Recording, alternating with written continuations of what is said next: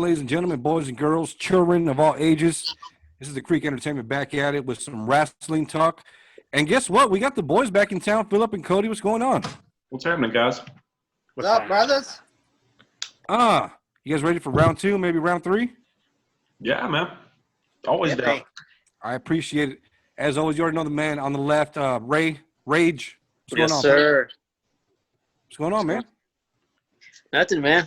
Just another day, living a dream, living in paradise. You know, that's how we do it. I love it. I love how humble he is. And then we got, which seems to be an out of shape luchador. Who is this guy over here? What's your name, guy? I am El Raider. Okay.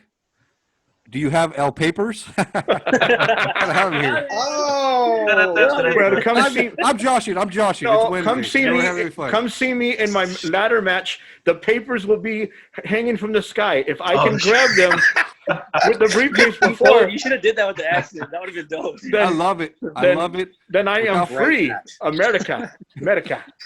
Without further ado, ladies and I gentlemen, didn't sound Hispanic, but okay. I like it.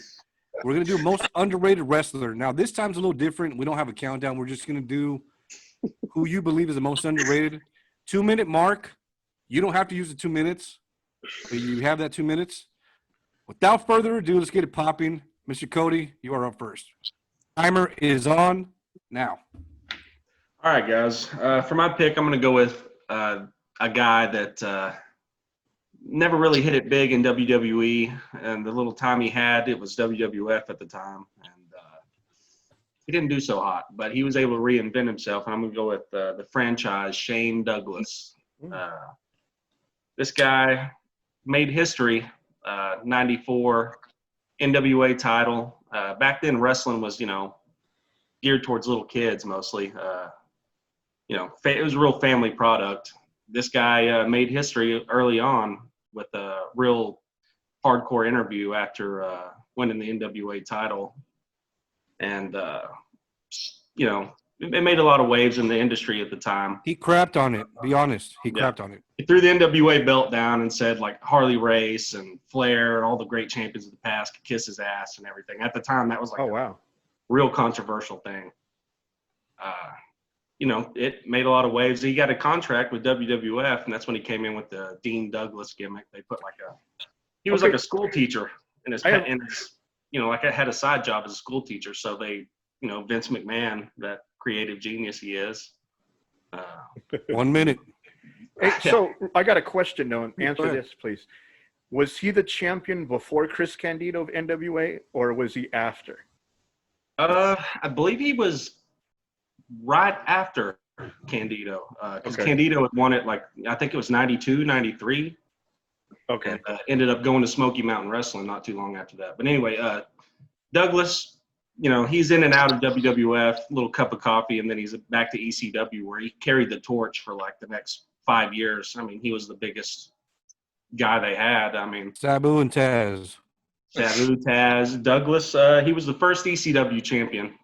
When he threw the belt down, what I didn't get to was he declared himself the new ECW champion. That was the beginning of ECW, which for most of the 90s was the third company, and he was like the flagship guy there for 4 or 5 years there at a stretch. Some of his great matches you want to go back and watch: Heat Wave '96 versus Jericho, Too Cold Scorpio, Pitbull 2. It was like a 4-way title match there for TV title. Jericho's Wrap it up. You got it. Tell him. What's that? No, wrap it up. Tell him what's the last good match. Okay. Well, yeah. And, held the world title there for about a 2-3 year stretch, 97 to 99. Ended up taking a contract back to WCW. And then when they got bought out, he just had sworn he'd never go back and work for Vince, and he never really did. But there for a good stretch of the 90s, he, without Shane Douglas, there is no ECW. So he had a major impact on the industry there for that entire decade mostly. And I'm also I don't value him as high as you do, but from what you're saying, I do understand the concept of him. I think he was ahead of his time. We could all kind of agree. Yeah. Well, and I've always thought that his franchise gimmick, like the tape fist, the long hair, was like an early, I kind of feel like the game gimmick that Triple H had was kind of like a ripoff of the franchise in a way. Like same kind of look, everything. I mean, that's something I'd always thought at the time. Tape fist, short trunks, like the long blonde hair and everything. He had a, you know. Very well stated, Cody. No worries. We're going to move on to Mr. Phillip. Cody has a pretty strong argument for Shane Douglas. Who is your guy? 2-minute mark is about to start right now.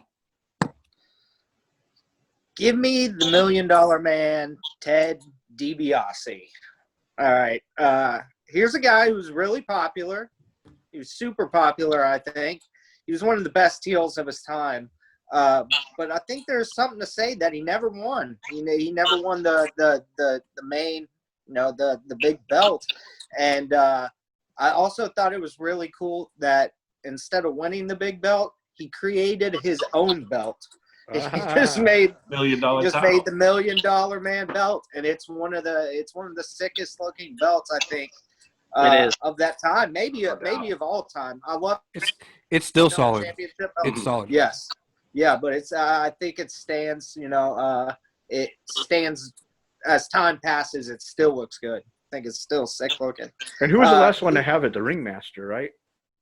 Steve I think so. The Steve Austin. That's what I was going to talk about. Someone else had it after that, like in a newer era. Someone else carried it for a little bit. Yeah, he had a little bit of the Sun. Yeah, you did. You had me on that one, but I think the Sun had the $1 Million Man Foundation was pretty. It was or corporation. I'm sorry, my bad. $1 Million Man Corporation was pretty legit, dude. He had some good guys in there. He had Kama, who's the Godfather or Papa Shango. 30 seconds. He melted down Undertaker's urn, which was legit to me because that was a good angle, actually. And he was one of the Undertaker. Yeah, and he brought in Undertaker. Ted King Kong Bundy, man. I thought he put a good group of guys together, and he was a great heel. Plus, if anyone remembers, trying to get my time in here, he had one of the best wrestling buddies either. And I know you guys had those. Yeah, he had the suit. IRS. Ultimate Warrior, Hulk Hogan, Macho Man, or Ted DiBiase. Ted DiBiase was always fun to beat up on, man. I always had fun beating up on. And 2-minute mark is up. What's your last thoughts? Last thought is he did, he never won it, but I always thought that he was just like one of the standouts of that generation during the 90s. He didn't need the title, to be honest with you. He's one of the guys that kind of could be a main event without a title. But I don't know if you guys remember, but this was when I was in junior high at Saturday Night's Main Event. Andre the Giant. 1920. He bought it. Andre the Giant. From Andre. Yeah, he tried to buy it from Andre because Andre beat Hulk Hogan, and they were going to exchange it, but Jack Tunney blocked it or something like that. That led to the big tournament at WrestleMania 4 that Macho Man won in the finals against DiBiase. That was a damn good. So real quick, I won WrestleMania 12 tickets on Power 106 Big Boy from calling in. This is part of your 2 minutes. This is part of your 2 minutes. No, I answered a question. I answered a trivia question from Ted DiBiase. Oh, sweet. So, What? yeah. All right, Luchador. You're up next. Mucho Grande. Start right now. I'm changing my pick. I'm going with You speak to me, English? a very underrated wrestler, and even I didn't catch on right away, is Yokozuna. Yeah. I think Yokozuna Solid. for how big You liked him because you guys look alike. Yeah. Right. You like his width. You like his width, dude. I like his girth. But you guys are jerks. But I think if you look at how big he is and he's agile, there's even a story where Undertaker first saw him and he told Vince, "You've got to let me work with him." And then he paired him up with Giant Gonzalez, which is horrible. But Yokozuna, to me, like, he's believable too. I really thought he was from Japan, but he's really Samoan. So did I. Bonsai drop was fucking devastating, man. Yeah. His leg drops looked really good too because his leg was so goddamn big. It looked like it just squashed their head every time. Shit, and we're jumping all. Hey, you made a good pick. His belly to belly was pretty fantastic too for a big dude. Remember when he did it to Hogan? That looked awesome Yes. on King of the Mhm. Ring. Yes. Because the ring would just buckle. Fucking You know, shake. so- yeah, so it just looked like he killed a motherfucker, you know. And you know what was a good tag team? I think underrated is when he joined up with Owen Hart and won the They were belts. solid. That was a solid tag team.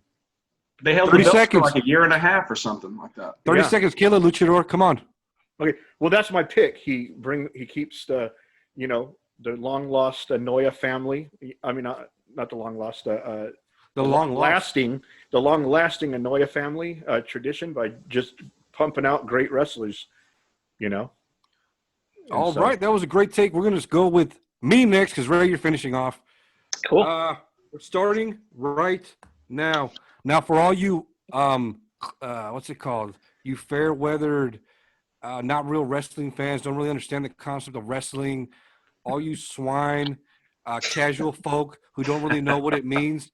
The greatest underrated wrestler is Keiji Muto, the Great Muta. Look it up. It's your favorite wrestler's favorite wrestler. Top 5 Japanese wrestler. Top 5 to 10 mass wrestler. Top 5 to 10 wrestler with the face paint. Philip is making a weird face. Who's better than him? Not many people can say they're better than him. Maybe Antonio Inoki?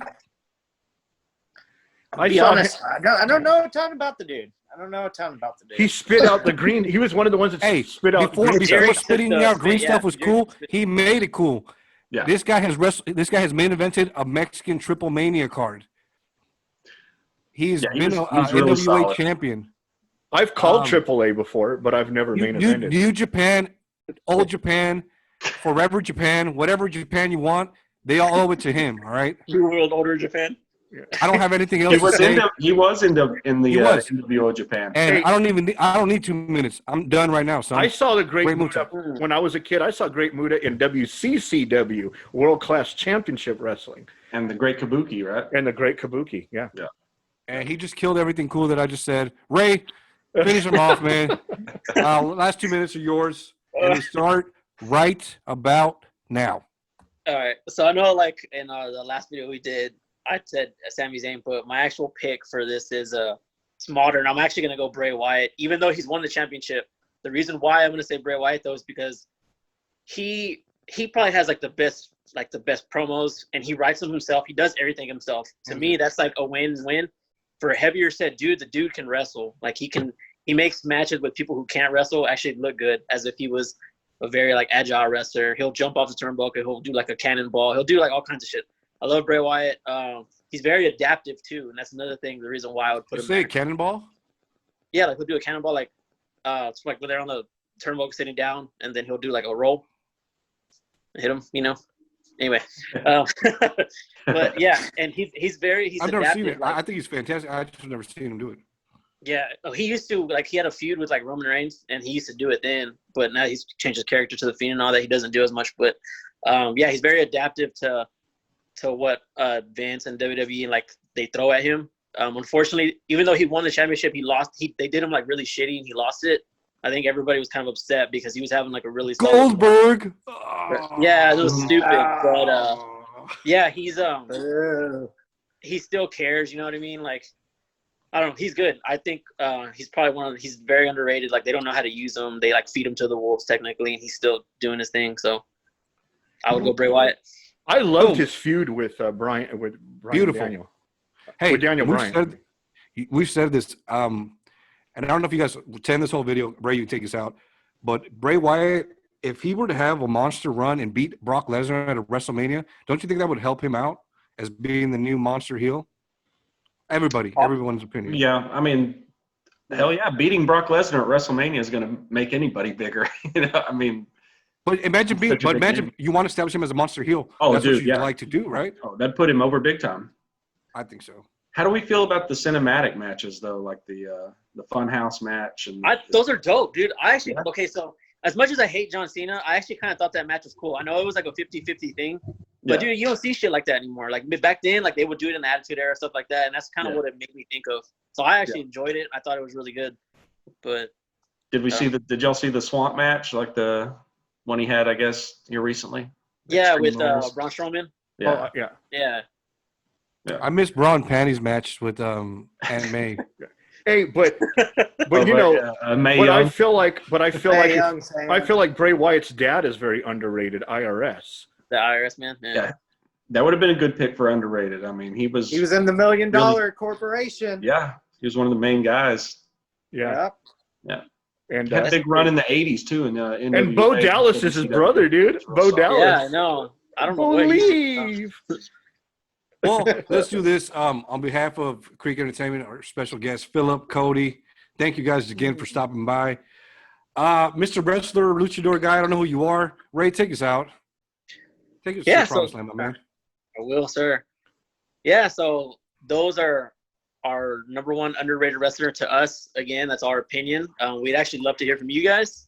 Again, if you haven't already and you've seen our videos, please hit like, subscribe, do whatever, as long as you're watching this video. That's all that really matters to us, and we'd love to interact with you guys. Until then, we will see you again. All right.